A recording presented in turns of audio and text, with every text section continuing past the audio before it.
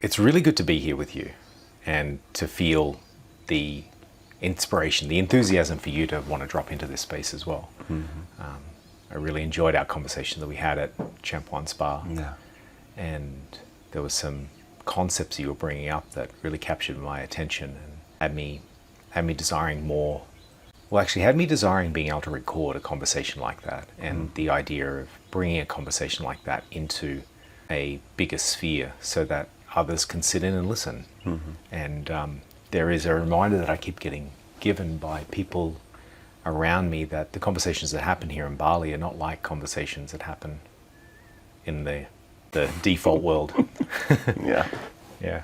So anyway, I'm really glad you're here and welcome you to this moment. Welcome me to this moment. Thank you, brother. It's good to be here.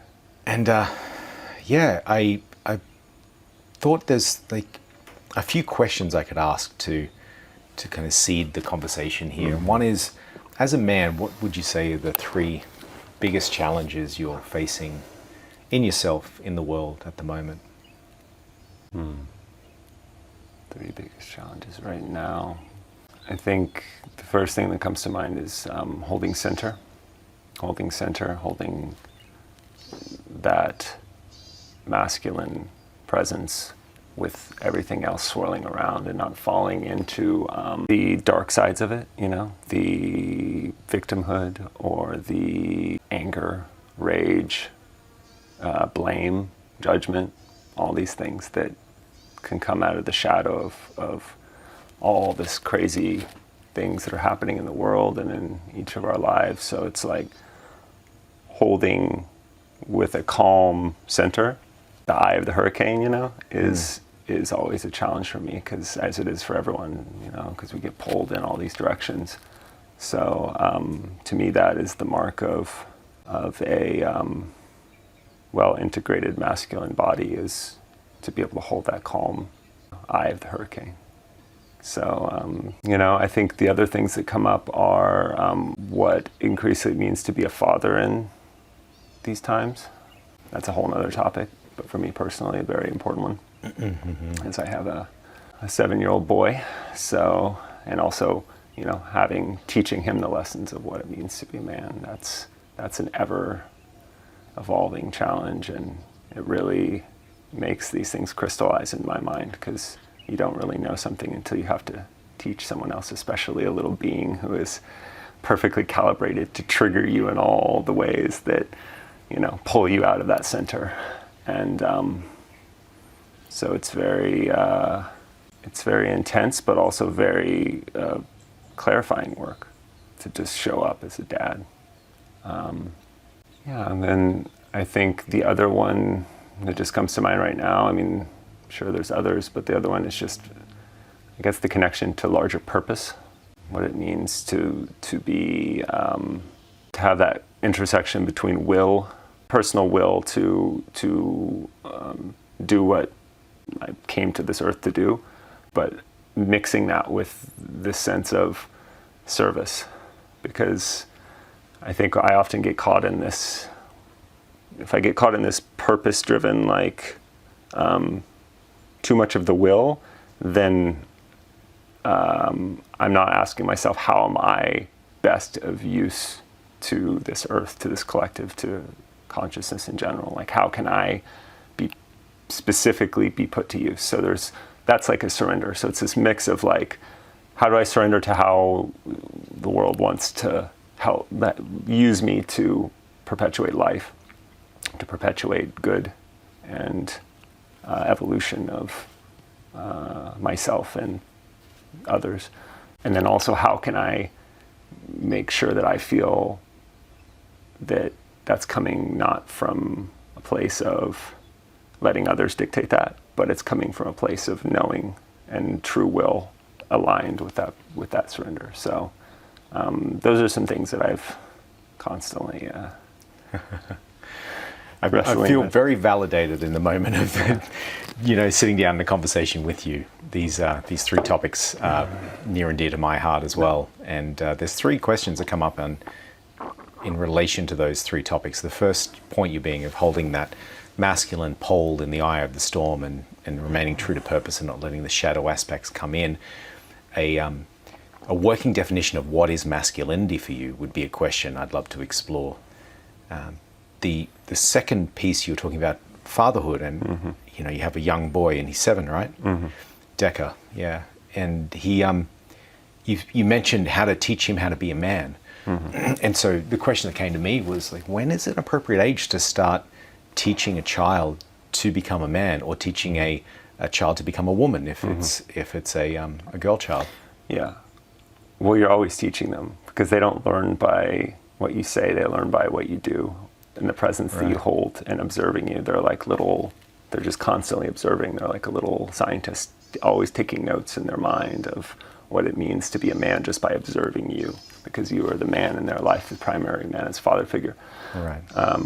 And so I've learned so many hard lessons of like, I'm trying to teach you that lesson, but I'm modeling the opposite.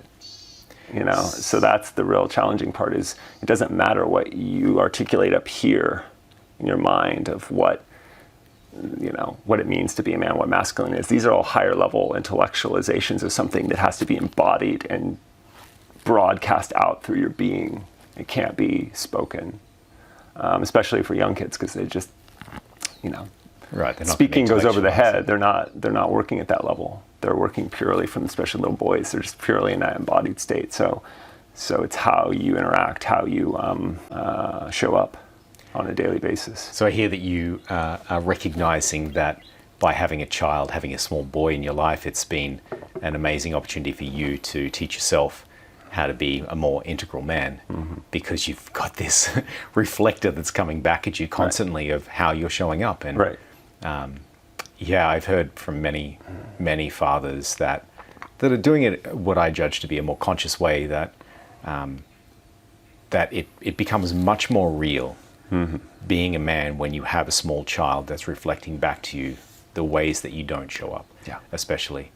And there's the sweet moments, and there's all the things that you get to see yourself reflected back in the ways that you'd like, but it's those moments that you get yourself reflected back. It's like, oh my God, that's what I do, and I have to look at that now, because you know, the way I'm living is by default teaching my child who's observing me how to be.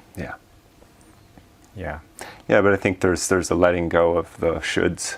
Like, I need to be this type of father, because that's, to me, this all goes to a much bigger level, which is what the purpose of parenting is. Is it to like craft this person into this perfect image of what you think a man or a successful or happy person should look like? Or, because I find the more you do that, the worse it's going to be. Really? The more you push and you try to craft, in my experience, maybe this is just having a son who's very resistant to that sort of attitude, but I think this is more universal, is that you have to tend, you know, it's more of the gardening metaphor. But even then I feel like that's too much, because that's too much. Like, you have to almost show up, model, and then let go of expectation. And because whatever that child's going to do, it's not going to be the thing that you have in your mind, because that's your journey. They're a completely different being. And so that there's this sense of like letting go of the attachment that's really hard, that I've struggled with a lot lately, which is I've begun to see, not that there's this trap I fall into, which is seeing this person as a reflection of me, in a way that like how they are reflects on me, of how good of a parent I am, or what I've taught them, or all of this. But at some point I realized, like, if you see this as a bigger picture, that we're just sort of here to help each other through. We're kind of just like riding through this particular life together, next to each other in the bus. And I don't know where he came from. Like, I don't know where he was before this life. You know, we're having a sort of like wider perspective on what it means to be alive, and not just looking at the narrow view of just this life and this body. Then it kind of allows me to let go a little bit of that, because whatever he's going to do is where he needs to be based off where he was before, what he's learning, how he's evolving in his path.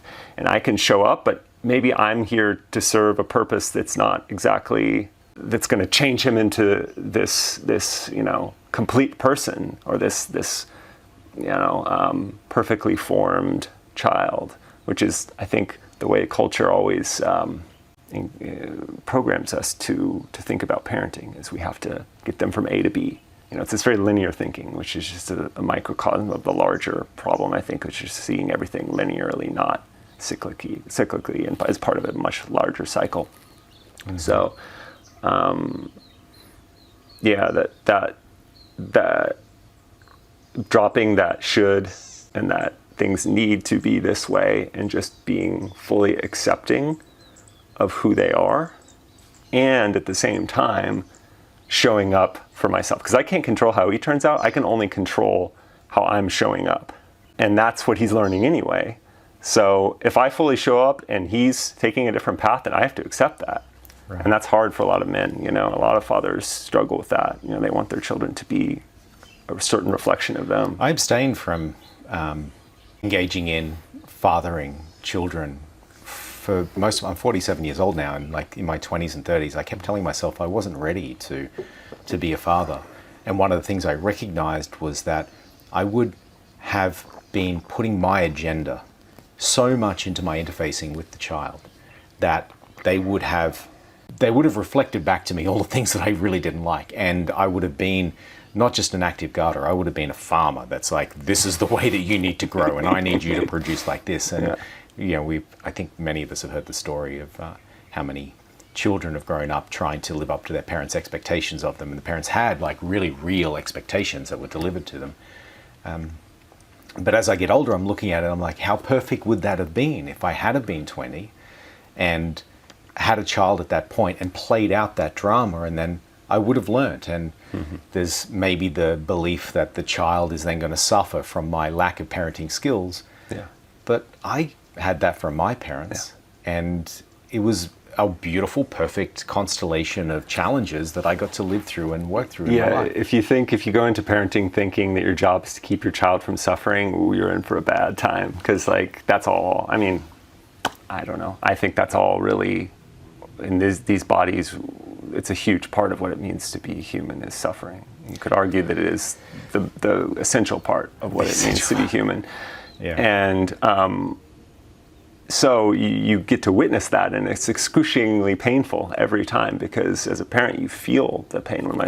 I'm very empathetic, and I can sense more, so maybe this affects me more than others, but I often feel like if my son when he was young, falling down, hurting himself, I would feel the exact sensation, a skinned knee, a hit in the stomach, a fall from onto a shoulder or something. It would be as if I fell. And I think a lot of parents feel that. So you can't judge people for being a helicopter parent, so-called, or overprotective, because it is coming from a place of trying to protect themselves too. I think that's what a lot of people don't realize, is that it hurts you physically when your child suffers, if you're aware, if you're not shutting it off, if you're not building calluses emotionally against that connection that's psychically formed between you and the child. You can cut that off and you won't feel it as much, which a lot of people do. But if you're opening and keeping that open to feel, then every suffering is as if you're right there experiencing that too. So That's where it's uniquely challenging to hold that and not try to constantly bulldoze everything out of their way so that they're not having to have these sufferings, but then they're not learning, So it's there's not a right way to do that. There's just... Well, that's a good point. One of the permission things that I've given myself is to recognize that there was no perfect time for me to have children, and if it is to happen that I have a daughter. I didn't participate much in her upbringing, but if I was to engage in the upbringing of a child, there's no perfect time for it. There was some illusion in my mind there'd be a perfect time, and one of the permission slips that I've given myself is it's just when I feel ready, when I have the courage, or when it happens. Like maybe I'm not engaging in that, and it was to happen, and at the point of my life that I'm at now, I'd engage with it. But the other thing is to also have the permission to, whatever level of awareness that a parent is coming at their parenting from, like your unique perspectives of how you're approaching parenting and how you're approaching fatherhood, and the allowance for your child to be himself is uniquely yours. Like, I've heard lots of different stories from lots of parents on how they do it, and yours has its own nuance. It's yours, and it's very particular to where you're at in your journey. And for me, it was very convenient for me to judge parents, especially fathers, in the way that they were parenting with the level of awareness they had. Yeah. And yet, I think what's more important to me now, because I have a lot more permission for them to just do it the way they're doing it, and to be in wonder at how life is unfolding in that particular dynamic. But the piece that feels really important to me is that parent going deeper into their patterns of unconsciousness, or are they leveraging the wisdom that's coming through to learn from it? Yeah. And so that'd be my gauge of, like, are you parenting right? Well, are you paying attention to the lessons? Yeah, and 100%. And there's also the fact that you're always going to be blind to something. And so I always joke with other parent friends that just getting to the acceptance place of you're going to fuck them up somehow is important, because it lets off this sense that there's a right way to do it. Because no matter how much you focus on, oh, I need to end these generational karmic patterns that I want to break, that I'm aware of, that I'm working on in myself. For me, it's like ending the anger, the sense of judgmental thinking, lack of compassion for others. And so it's like dropping those is such a big focus of mine that I'm constantly aware, and I'm like breaking those cycles with my son.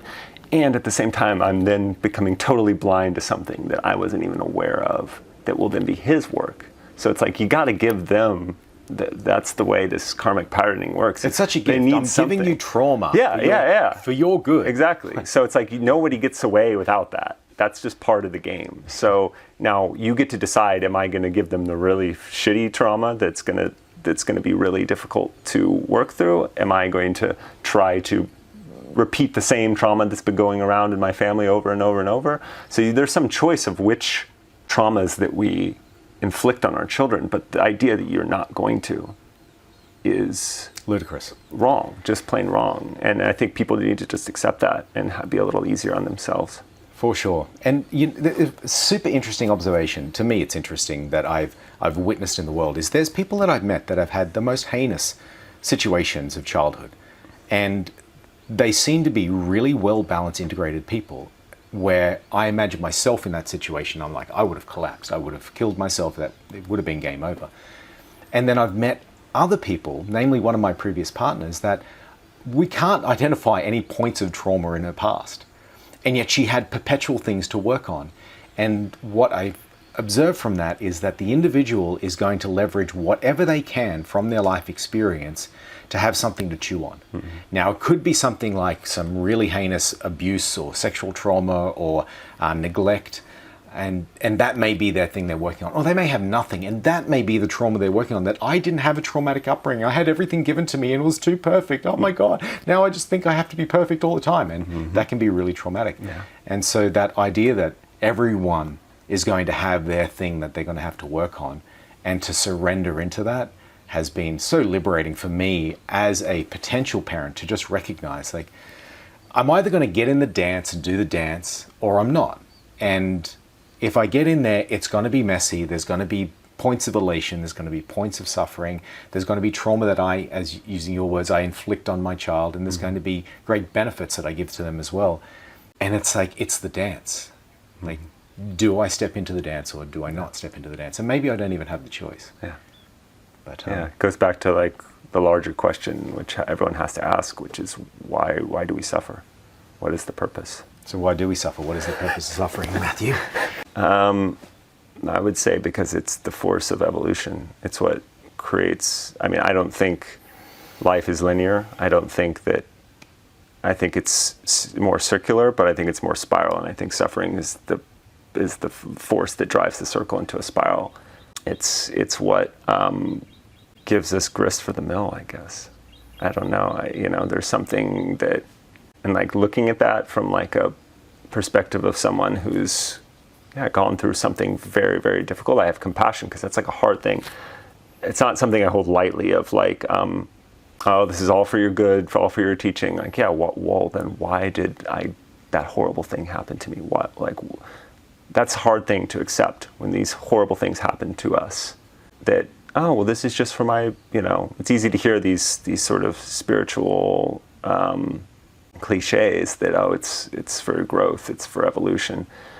And to not feel that that's kind of a sick world that we live in, then, if that's the force for evolution. And I'm torn between that. I don't feel like I have a clear answer. I feel like, I do feel like that suffering is the most potent force that can be exerted on consciousness to compel change, to compel evolution. And I also feel that it's something worth exploring. Is that something that you want to continue doing? Do you want to continue living in a samsaric circle of suffering? Because that's ultimately the question, I think, from a spiritual perspective that we're faced with. If you really, really look at it, do you try to find a way out of that cycle, or do you learn to accept and to love that?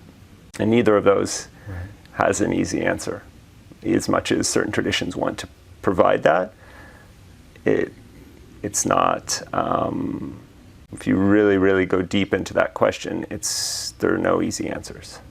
They're all very difficult to accept. You brought up the concept of the linear thinking or the circular thinking, and then you merge them together in this way that reminds me of electromotive force, of this center line with the spiral going around it. And the integration of these polarities or these paradoxes are always really interesting to me.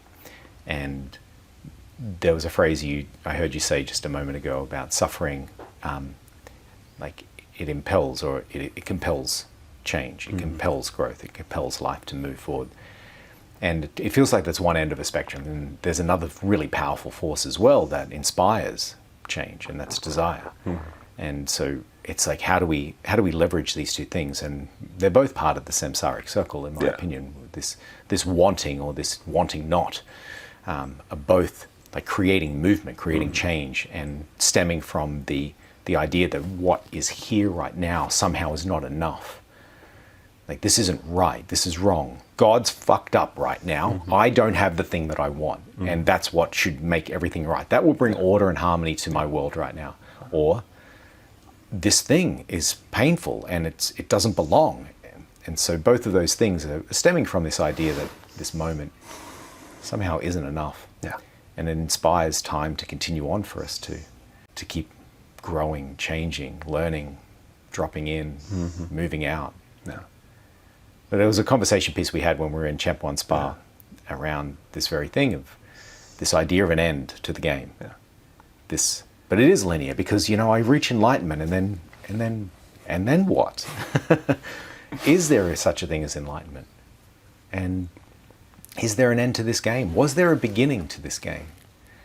And one of the points of our conversation that I really enjoyed was the recognition that I think I get most alive in conversation when there's a question that doesn't have an answer, that we get to be in that question together and be in wonder and awe and innocence and say, like, what the actual fuck?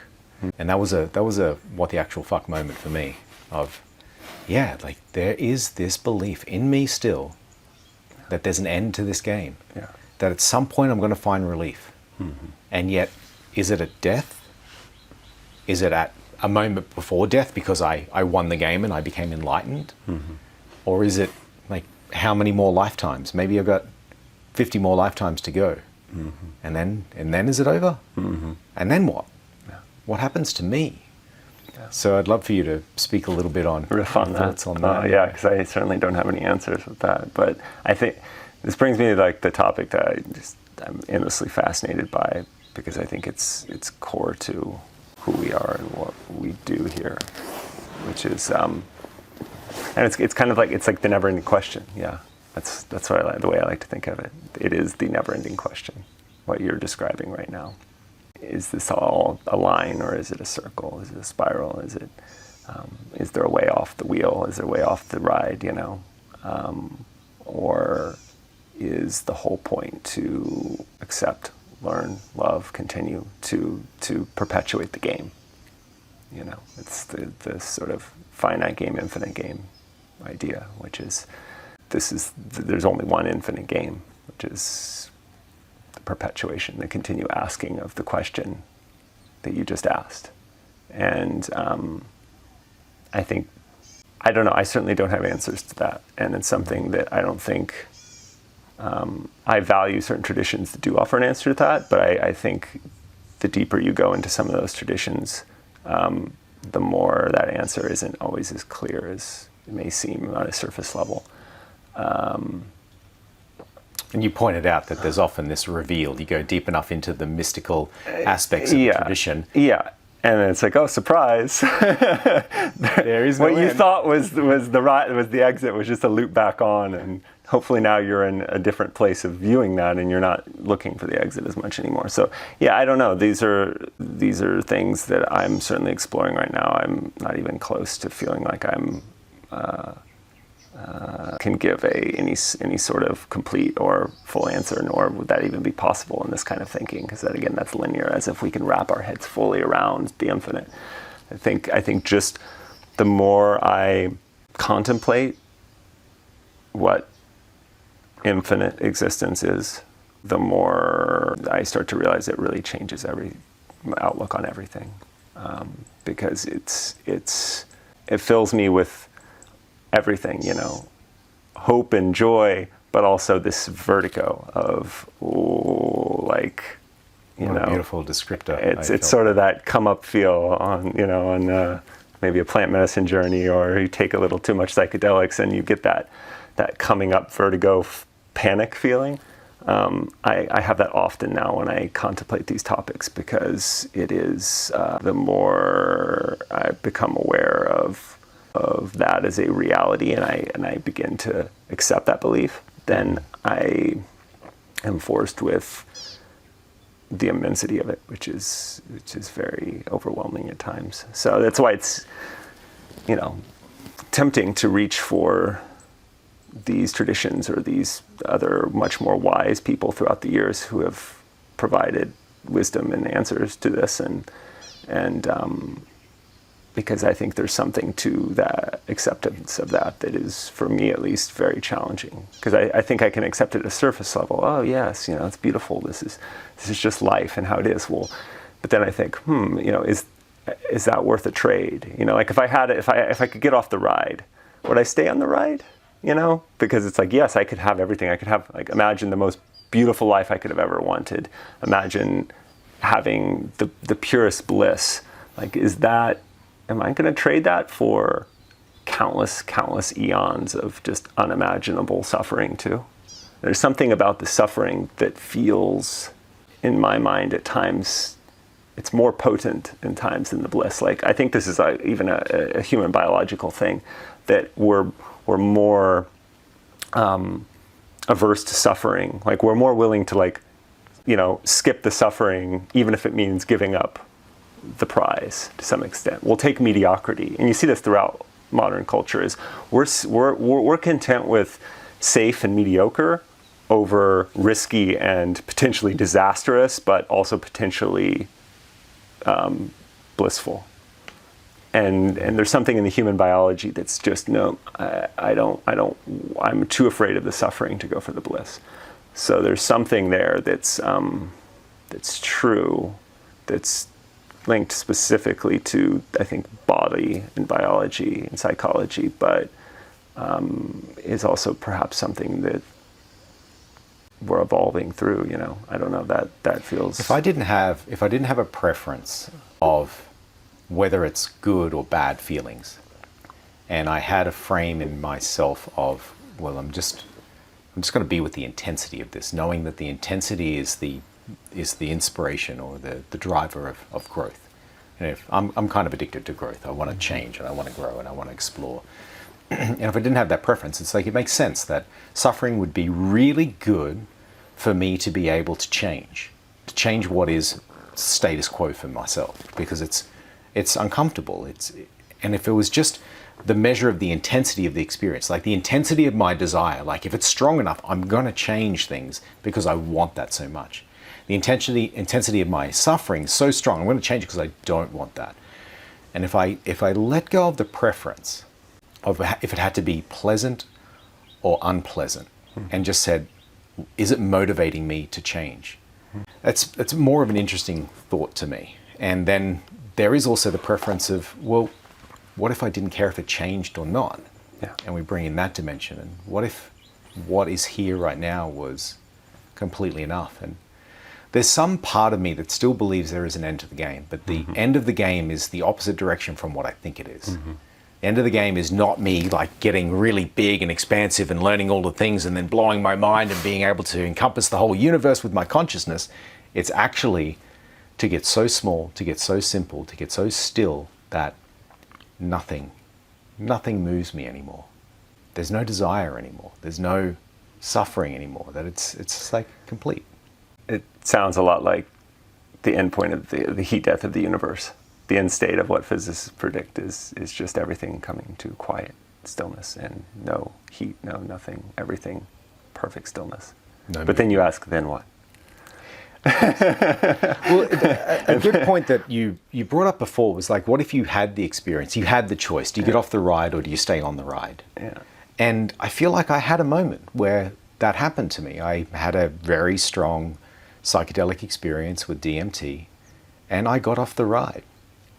I saw that I was the ride and that I had always been off the ride and on the ride at the same time. But everything was, all paradoxes were resolved, and I was the ground of being that birthed awareness in the first place, that then awareness decided it wanted to take shape and form. Yeah. And I was that ground. I was beyond any definitions or ideas of anything. Yeah.